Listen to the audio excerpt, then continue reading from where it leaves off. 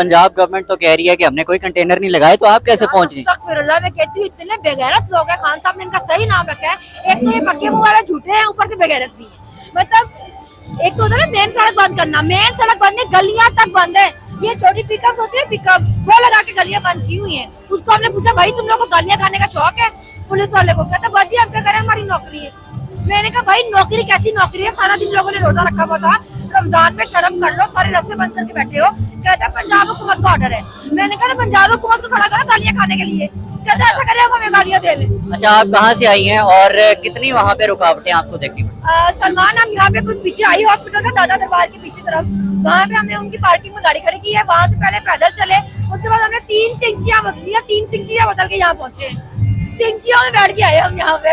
आवाम ने मायूस तो नहीं किया? यहाँ पे तमाम रुकावटें फलांग के आगे, मैं तो बड़ी तादाद देख रहा हूँ लोगों। आप एक देखिए, एक तो सारा दिन रोजा था, ऊपर से इतनी शदीद बारिश थी, उसके बावजूद भी लोग सारे रास्ते बंद है। और अभी टीवी पे आने से पहले खबर चला रहे थे कि हाई अलर्ट आ गया, फ्लड्स आ गया, फ्लड्स आ गया, फ्लड्स आ गया। वो तो हर तरीके से लोगों को डराने की कोशिश करे कि किसी तरह लोग ना जाए, मगर ऊपर देखे वो पुल पे भी सारे लोग हैं। अच्छा, एक खातून सोशल मीडिया पे कह रही हैं, ये जो पीछे लगा हुआ है बुलेट प्रूफ, कह रही हैं कि खान बुज़दिल है, यहाँ से निकल कर स्पीच करे अगर हिम्मत है तो मैं उस बेशरम को कहूंगी कि सबसे पहले तू अपने बहादुर लीडर को पाकिस्तान बुलाओ, फिर उसको कहना सड़कों पे चल के दिखाए। और जो तुम्हारी अभी यहाँ पे बहादुर लीडरशिप है ना, उसको बोलो मैरिज हॉल से बाहर निकल के किसी बाजार में चल के दिखाए, फिर तुम्हें पता चलेगा बहादुर कौन। और वो जो अपने गेंडे की तुम्हारी तस्वीरें है ना, तकरीरें करते हुए की ये बुलेट प्रूफ ग्रास में, वो तो पहले डिलीट करवा लेती बेशरम। अवाम और जो अवाम खान साहब के साथ हैं वो दहशतगर्द हैं। देखिए, शहबाज शरीफ को मैं इस पे कहना चाहूंगी, उनका एक इंटरव्यू था, मैं अपने लिए हिक्कत समझता हूँ, मैं इंसानियत की हिक्कत समझता हूँ कि आप किसी को चोर डाकू बोले। आपकी बेगैरत भतीजी अपने सियासी फायदे के लिए किसी को दहशतगर्द बोल रही है। चोर ज्यादा खतरनाक होता है कि दहशतगर्द ज्यादा खतरनाक होता है? चोर तो तुम थे, पूरी दुनिया में तुम्हारे इश्तिहार छपे थे, अखबारों में तुम्हारी खबरें छपी थी बड़ी बड़ी के चोर हो, तुम्हारी पूरी दुनिया में जदादें मिली थी तो तुम्हें चोर कहते थे। अदालत में पकड़े गए थे जाली रसीद देते हुए तो तुम्हें चोर कहा था। अदालत से सजा याफ्ता तो चोर कहा था। हमें तुम किसी लीडर को सपोर्ट करने पे दहशतगर्द कह रहे हो, तुम लोगों को शर्म नहीं आती है? अच्छा, आपको क्या लगता है आज उतनी तादाद में जितनी तादाद में एक्सपेक्ट किया जा रहा था अवाम निकलेगी? देखिए, आवाम निकलना चाहती है सलमान, हम यहाँ पे आना चाहते थे लिटरली। मेरा फोन बज के पागल हो गया कि जी हम किस तरह पहुंचे, हम किस तरह आए, रास्ता क्या, किस तरह जाएंगे। तो हम सबको ये कह रहे थे कि यार अगर बाइक से घर में तो बाइक निकालो, नहीं तो चिंचियां पकड़ो, रिक्शे पकड़ो, इस तरह करके गाड़ियों में आप नहीं आ सकते हैं। अभी आप लोगों का जीना हराम कर रहे हैं रमजान में भी, लेकिन जिन्होंने पहुंचना था वो पहुंच गया ना। आप यहाँ फैमिली के साथ आए? हाँ, ये मेरी फुफा है।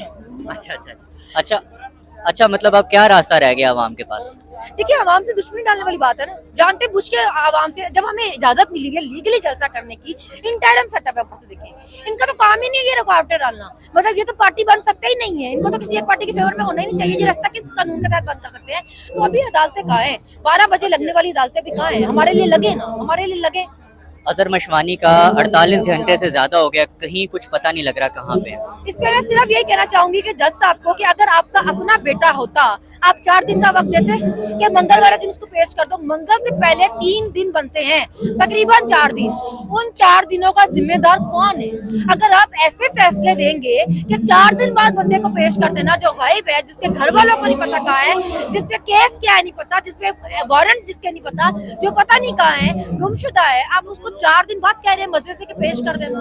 अच्छा, एक सवाल और भी उठाया जा रहा है मुखालिफिन की तरफ से कि शाह महमूद कुरैशी और दीगर लीडरान जो हैं वो मुलाकातें कर रहे हैं अब अमेरिका और दीगर लोग जिन पे तनकीद किया करते थे पहले, उनके साथ। इस पे क्या कहें?